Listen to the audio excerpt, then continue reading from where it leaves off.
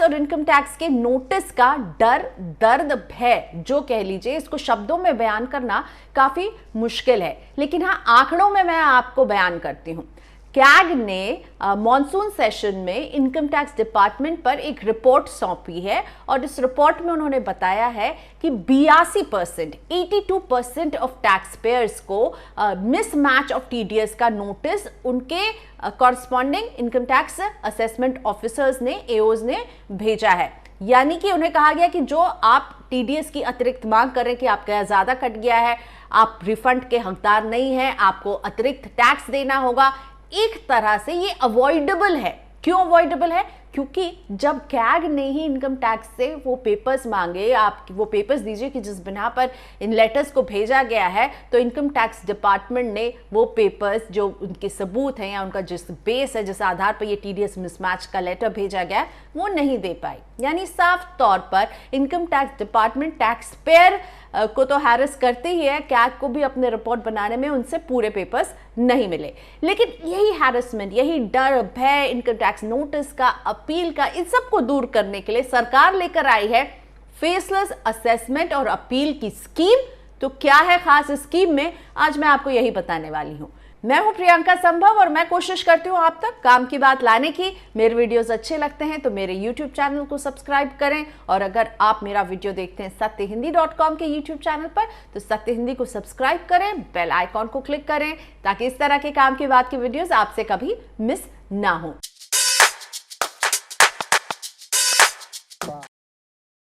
T से tax और T से टेंशन भी, और इसी टेंशन को टैक्स पेयर के लिए कम करने के लिए सरकार लेकर आई है फेसलेस असेसमेंट स्कीम। क्या होगा इसमें, तो इसे समझने के लिए इसके जो 5 टेक्निकल टर्म हैं उन्हें मैं सुलझाती हूं, और उन टर्म्स को मैं जैसे जैसे सुलझाऊंगी आपको समझ में आएगा कि ये एक्चुअली में काम कैसे करने वाला है।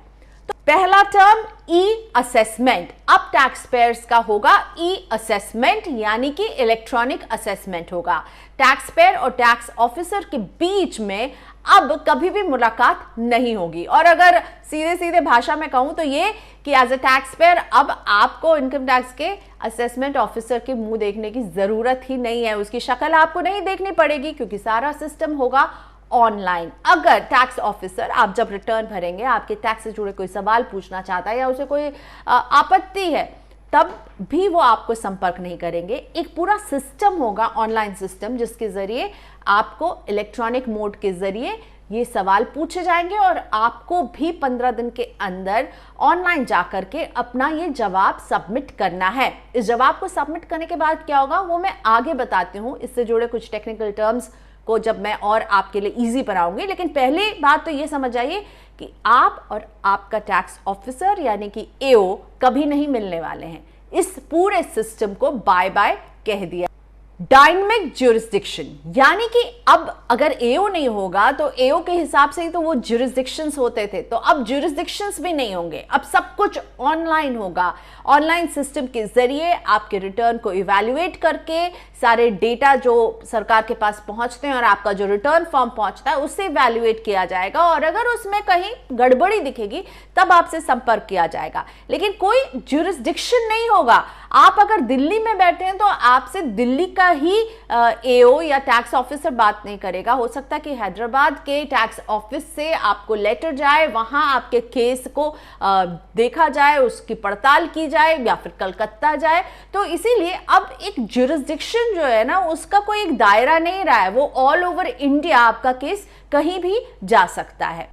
अब आते हैं तीसरे टेक्निकल टर्म, जो कि हमें बताता है कि फेसलेस असेसमेंट में एक टैक्स पेयर का असेसमेंट होगा टीम बेस्ड। तो टीम बेस्ड असेसमेंट का मतलब है कि कोई एक ऑफिसर नहीं, बल्कि एक ऑफिसर्स की टीम होगी जो आपके केस को रिव्यू करेगी, उसकी जांच करेगी।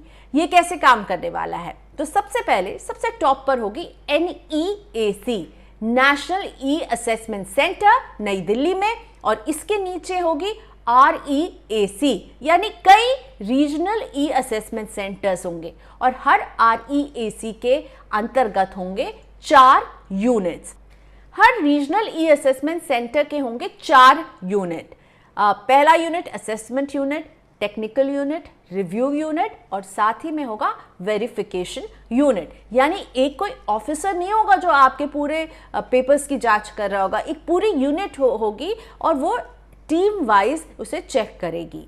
अब क्या होगा कि NEAC आपको नोटिस भेजेगा, आपको उस नोटिस का जवाब देना है और जब आप जवाब भेजेंगे तो NEAC आपके जवाब को रीजनल ई-असेसमेंट सेंटर को असाइन करेगा।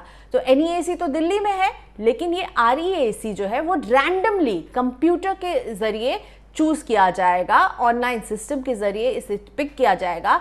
तो दिल्ली में कोई है और उसका केस कहीं भी जा सकता है, हैदराबाद, कोलकाता, चेन्नई, कहीं पर भी जा सकता है और रैंडम सिलेक्शन होगा। यानी कोई ऑफिसर बैठ के नहीं डिसाइड कर रहा होगा, ये जो कंप्यूटर है वो डिसाइड करेगा कि कौन सा केस कहाँ जाएगा, रैंडमली उसको डिस्ट्रीब्यूट किया जाएगा। तो REAC जो है वो आपके केस को रिव्यू करेगा और अपनी रिपोर्ट बनाएगा और अपनी रिपोर्ट वो NEAC को देगा।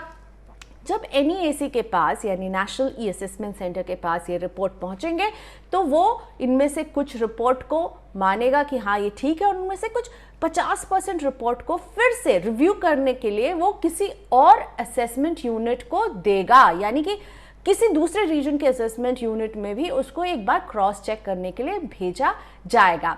जब टैक्स पेयर के पास NEAC का जवाब जाएगा, उसमें दो कंडीशन हो सकते हैं, एक कि ठीक है सब कुछ भी खामी नहीं मिली है तो आपका केस क्लोज, लेकिन अगर आपको शो कॉज नोटिस भेजा जाएगा तो आपको उसका फिर से जवाब देना होगा और फिर से उसका असेसमेंट होगा।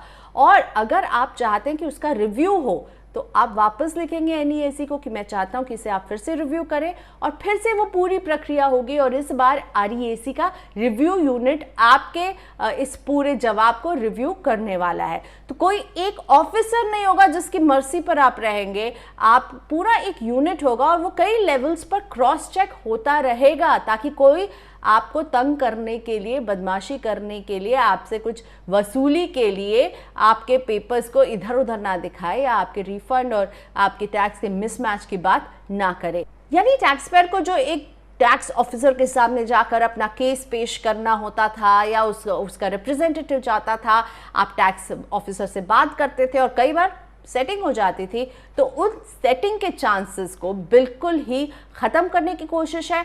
ऑनलाइन सिस्टम होगा, अलग अलग सिस्टम्स पर चेक्स एंड बैलेंसेस होते रहेंगे, ग्रुप ऑफ ऑफिसर्स होंगे जो कि आपके केस को देखते रहेंगे।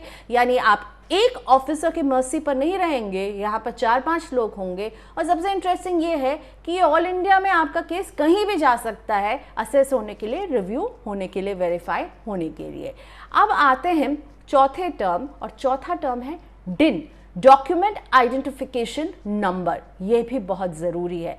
अब आपको जब भी इनकम टैक्स से कोई लेटर आएगा तो उसमें एक डॉक्यूमेंट आइडेंटिफिकेशन नंबर होगा और यही पहचान होगी कि ये लेटर बिल्कुल जेन्युइन है। तो पहले तो आप कई बार वो फेक लेटर्स और ईमेल्स जब आप रिटर्न भरते थे तो आते थे, उससे तो बचेंगे ही। दूसरी तरफ ये जो डॉक्यूमेंट आइडेंटिफिकेशन नंबर होगा ये एक तरह से आपकी आइडेंटिटी हो जाएगी और आपका नाम क्या है, पता क्या है, आप कहाँ रहते हैं, उससे कोई मतलब नहीं होगा। जो टैक्स ऑफिसर जांच करेगा वो देखेगा ये है DIN और ये है पूरे केस के डिटेल्स, और आपको भी नहीं पता होगा कि कौन सा टैक्स ऑफिसर जो है वो आपके केस को देख रहा है। तो ये जो DIN है ये ब्रिज बनेगा, एक डॉक्यूमेंट आइडेंटिफिकेशन नंबर अब इनकम टैक्स विभाग से आने वाले हर लेटर में होगा और यही लेटर जो है एक तरह से कम्युनिकेशन का जरिया रहेगी।